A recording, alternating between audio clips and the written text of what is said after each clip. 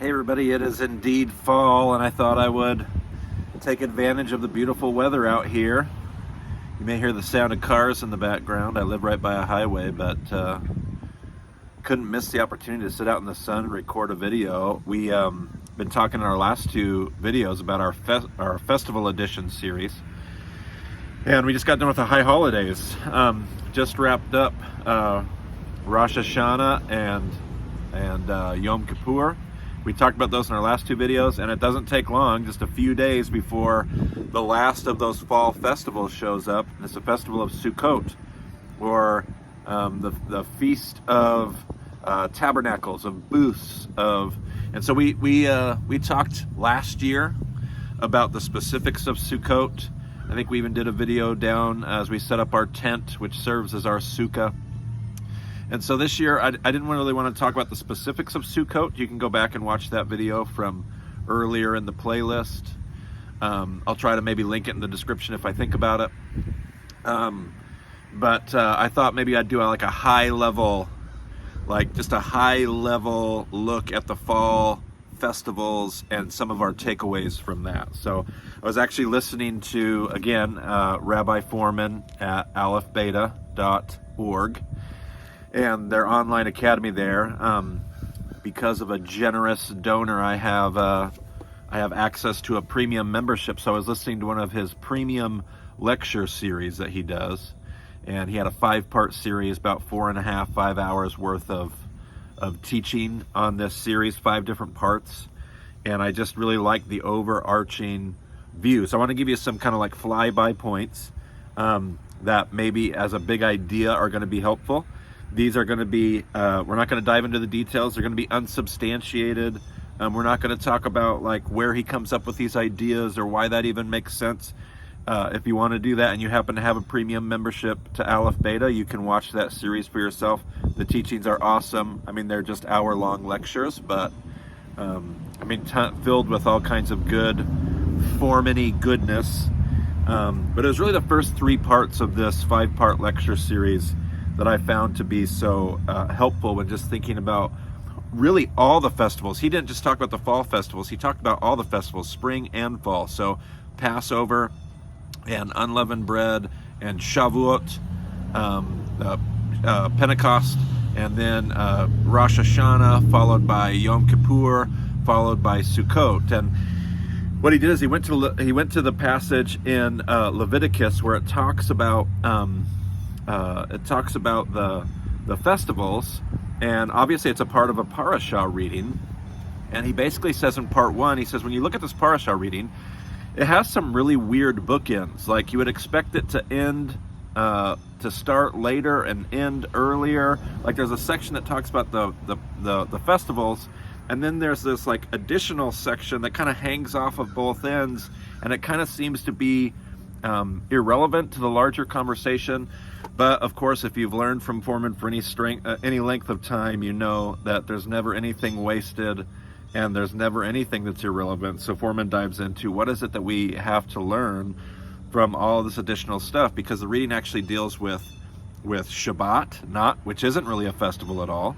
So there's the Shabbat portion, and then there's a portion even before that that talks about what to do when you want to offer korban, when you want to offer a sacrifice.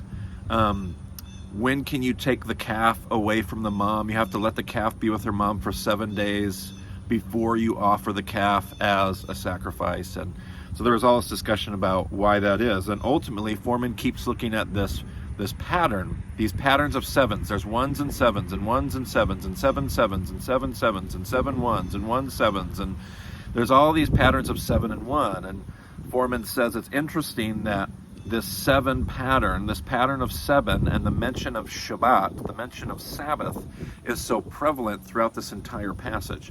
Almost as if the whole conversation about festivals is deeply rooted and connected to Sabbath. Now, it's actually in part 4 and part 5 of his lecture series. He will actually go even beyond what he does in part 1, and he'll show how deeply connected the festival passages are in Torah to the story of Sabbath, the story of creation, and then again to the story of Noah and the ark. And if you know anything about our podcast and listen to those episodes on Noah, you know that the Noah story is deeply connected to creation and to Sabbath.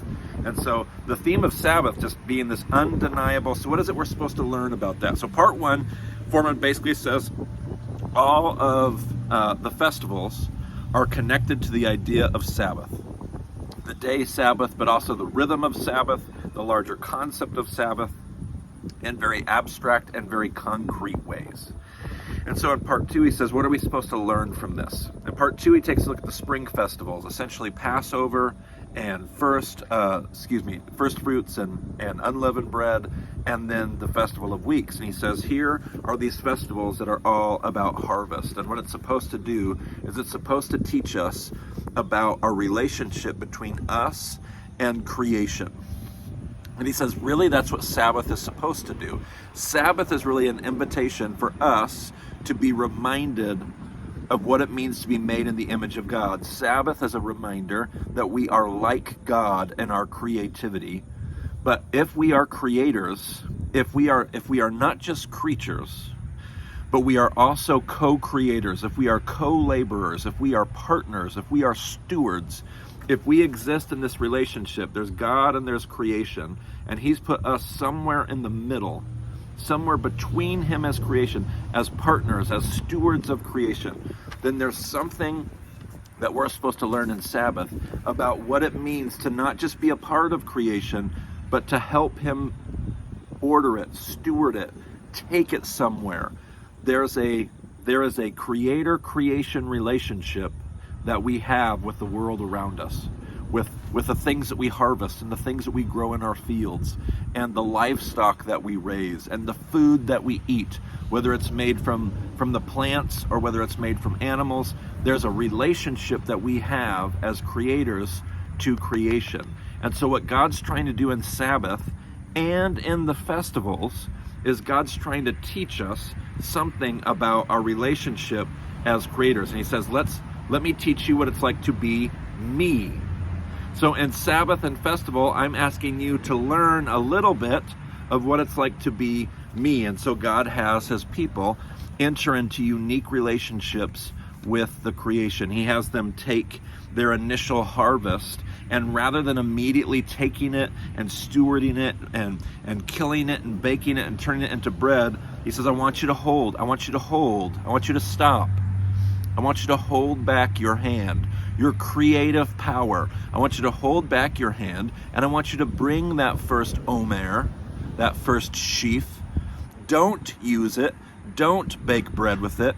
Don't lord yourself over it. Bring it to me. And I want you to learn what it's like to not just immediately use, immediately harvest, immediately create. I want you to hold back your creative power, because that's what it's like to be me. Remember the story of Sabbath as a God who knows when to stop creating. Remember the story of Noah as a God who knows when to stop destroying. This whole conversation in a lot of ways is God knowing, like, this addictive energy, this addictive power to being a creator. Like, you can just get all wound up in it. And says, you know what it's like to be God? What it's like to be God is to know how to take that power and practice restraint, benevolent restraint. That's where true creation comes from. That's where life and potential and holiness and goodness comes from. And if you're going to help me as co-creators to this thing, you're going to have to learn what it means to practice restraint and self-control.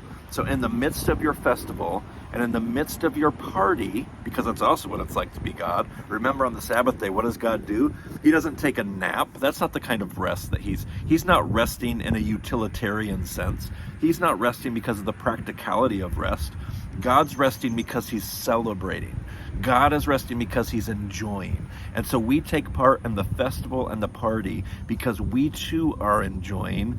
But in that celebration and enjoyment, we are also practicing the ability to say no, enough, stop. And so then in part 3, Foreman goes on to talk about Sukkot and Rosh Hashanah and Yom Kippur and these fall festivals, which again are centered around harvest. And he says every festival season invites you into a different part of what it's like to be God. You see, when you take harvest somewhere, so there's the spring festivals, right? And you got your harvest. And then you would take that wheat and you actually put it outside to dry it out. Before you can just take it and make it into bread, you need to actually let it all dry out. So your harvest sits there. And in the fall, you're going to take all of that spring goodness and you're going to take it somewhere. You're going to take creation somewhere. Your creative powers are going to reach their apex in a lot of ways. And so what does God do? God asks us to leave our homes and go live in sukkahs. Because what is a home if it's not the advancement of creative technology? See, our home is where we're comfortable. Our home is where we bake the bread. Our home is where we feast on the meat. Our home is where we take creation and we've ordered it in all kinds of ways. We have comfortable places to sit and comfortable places to eat and comfortable places to enjoy and to rest and to party. And he says, I want you to leave all of that productivity and I want you to go back to the simple basics. The basic relationship that you have with creation. Go live in Sukkot. Go find a sukkah, build a sukkah, and live in a sukkah and harvest your field and get connected to the earth and the dirt. You know what it's like to be me, God says? What it's like to be me is to have a very primal, simple relationship with my creation. Intimate relationship with creation that I never grow out of. No matter how much I create, no matter how much I produce, no matter how much I evolve, no matter how much I take creation somewhere, I still have the most fundamental relationship with my creation.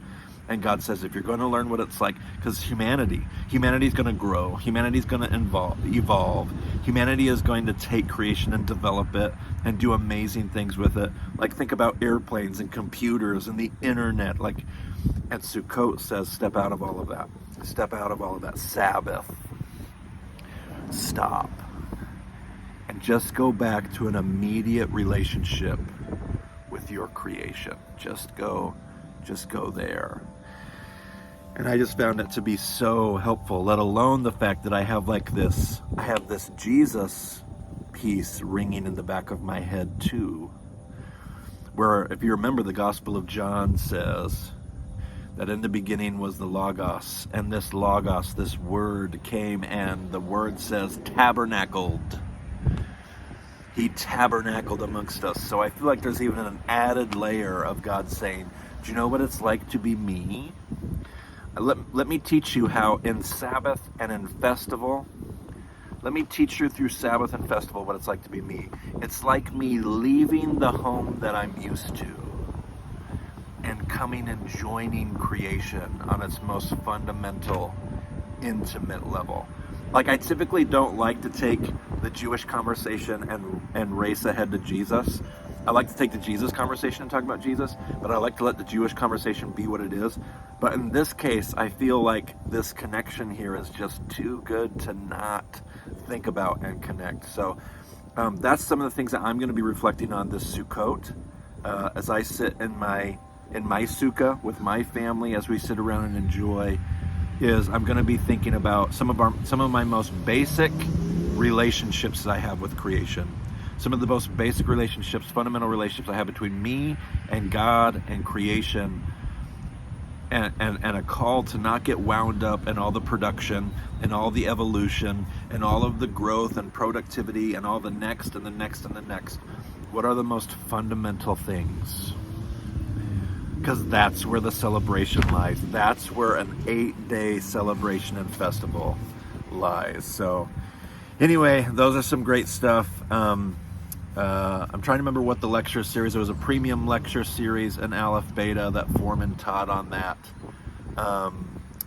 I'd have to go back and find it. I think it was Understanding the Festival Cycle, the Holiday Cycle, or something like that. Understanding the Festival Cycle on Aleph Beta premium course. So if you want to find it, if you have a premium membership, go find it. Listen to that course on your own. He's got all kinds of amazing textual goodies. It was great, worth my time. But that large takeaway What are the festivals? The festivals are an invitation, a Sabbath space for us to learn what it's like to be God, what it's like to be creators in relationship to a creation. And God says, you know what you need to learn? You need to learn just how to stop. You need to learn how to stop and just enjoy. You need to learn how to practice self-restraint and be in a benevolent, productive, life-giving, holy relationship between you and creation. So if that's a helpful reflection for Sukkot this year, I was excited to share it with you. So look forward to chatting some more. I think our next videos, we're going to get back to our Kingdom Teaching series. So we'll see you then.